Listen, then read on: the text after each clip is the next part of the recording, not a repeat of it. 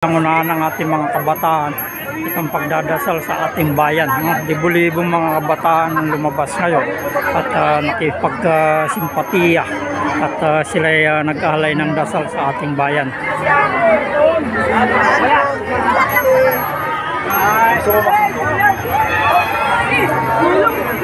Walang mangyayari sa investigasyon. Kasi ulitin ko, yung iniimbestigahan kasabwat rin ng mga nag-iimbestiga. Respeto ang tawag ron. Yun nga ang masakit. Tayong nasa tama, rumirespeto tayo doon sa mga gumagawa ng mali. Mga gumagawa ng mali, walang respeto doon sa mga binabalahura nila taong bayan. People's Initiative po, tayo po ay tumugon sa panawagan ng unity. Kaya po tayo nandito, kasama natin yung ating mga sumusuporta dito. At alam natin, napakamahal ng stage na to. Hindi tayo sanay rito. Nung nakikipaglaban tayo during the pandemic, kaya napahinto natin yung unconstitutional lockdown at saka yung experimental vaccine. Wala namang ganitong stage nun eh. Attorney, walang ganito eh. Nasa kalsada lang kami, natutulog kami sa kalsada eh. 2 buwan kaming natulog sa harap ng Supreme Court, 4 na buwan sa harap ng Senate. At marami tayong naipanalo sa mapayapang pamamaraan. Kasama natin yung nagsalita kanina rito, si Brother Perdi. So, ang isi-share ko sa inyo napaka-importante para ma-share nyo rin sa iba. Ang problema ng bansa natin, hindi na kailangang aralin pa. Kahit yung mga apo natin na nag-aaral ng elementarya, high school, lalo na yung mga college, alam na may problema sa bansa. Tama po ba? Alam nila may problema, tas tayong matatanda na yung mga nasa gobyerno, yung nagpapatakbo ng bansa natin na atin ring hinalal. Kung hindi nga dinaan sa smart magic, baka iba yung naupo. Pero ganun pa man, sila nagmamaang-maangan. Hindi nyo kaibigan. Parang walang problema sa bansa. Napatunayan natin sa maraming pagkakataon, katulad ng Afghanistan, matapos nila doon anong ginawa lang kanilang impanan. Ganyan din ang gagawin nila sa atin. Katulad ng isang may virus, computer, isa lamang ang solusyon. Ano ang solusyon kapag na virus? I-reset. I-delete ang lahat ng virus at i-reset ang computer. Ganyan din ang kinakailangan natin sa ating bansa sapagkat ang ating bansa ay punong-puno ng virus. Ang ating government ay sabihin natin this is now a failure state. So isa lamang ang solusyon. Ang ating gobyerno ay dapat i-reset. At yan ay mamaya maririnig ninyo doon sa iba pang magsasalita rito. Maraming salamat.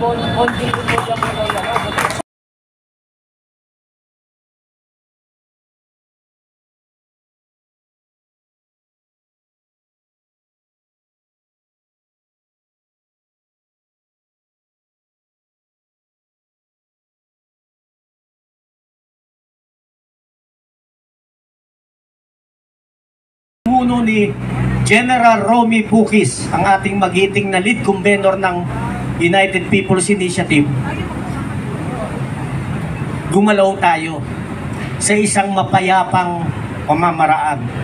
Tayo po ay sanay na sa ganito. Ulitin ko po, ang mga kapatid nating mga kapulisan, kakampi po nating lahat yan. Maniwala kayo sa akin. Yung damdamin natin, damdamin nila. Yung damdamin nila, damdamin natin. Nagkataon lang na hindi pwede silang sumigaw doon sa gusto nilang isigaw dahil nasa serbisyo pa sila. Ganun rin ang ating mga kapatid na sundalo. Yung damdamin natin, damdamin nila. Yung damdamin nila, damdamin natin. Kaya lang hindi sila makasigaw kasi nasa serbisyo pa sila. Isang kaisipan yan na itinuro sa atin ng sistema na bago ka magsalita ng laban doon sa institusyon na may nakikita kang mali, kailangan lumabas ka muna. Respeto ang tawag ron. Yun nga ang masakit. Tayong nasa tama, rumirespeto tayo doon sa mga gumagawa ng mali. mga gumagawa ng mali, walang respeto dun sa mga binabalahura nila taong bayan. So marami ng mali talaga sa bansa natin. Kung ako tatanungin nyo, kung ako lang, sarili ko lang naman to eh.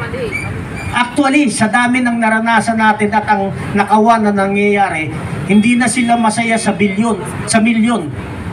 Hindi na rin sila masaya sa bilyon. Trilyon na ang usapan eh. Alam niyo ba kung gaano karami ang trilyon na yan? So sa akin lang usapan natin legalities.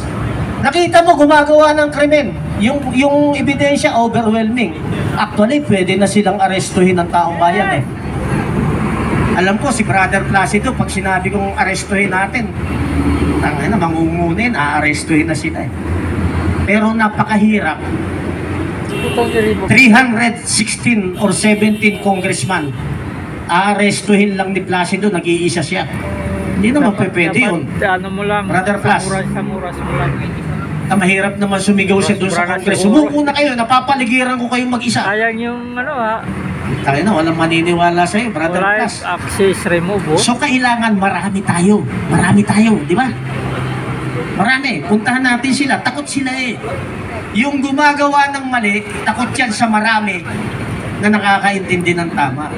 Punta na tayo doon sa winning Alam ko yun ang gusto nyong marinig eh. Shortcutting ko na para mabilis. Gusto nyong manalo tayo ng payapa? Parang ayaw nyo. Gusto! Parang gusto nyo yung marahas. Pwede rin. Pwede rin. Minsan nakakaisip na tayo ng hindi maganda sa totoo lang. Pero store po yung lamok. Nagiging laman na sila ng ating araw-araw na panaginip. Yes. Pag araw-araw mo napapanaginipan, parang nai-inlove ka na sa kanila eh. Mananalo tayo, napakasimple lang.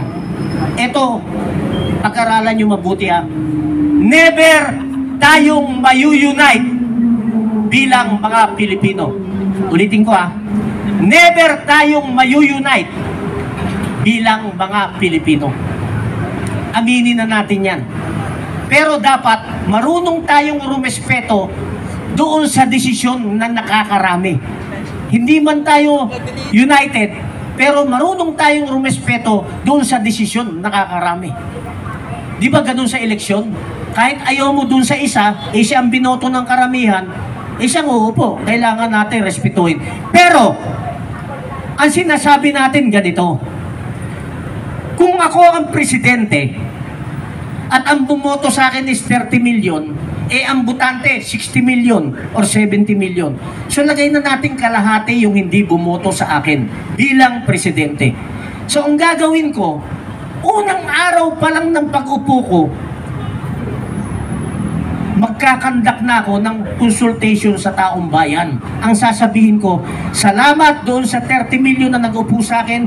Ano ba ang gusto ninyong gawin ko para maibsan naman ang kahirapan nyo? Magtatanong ako sa taong bayan.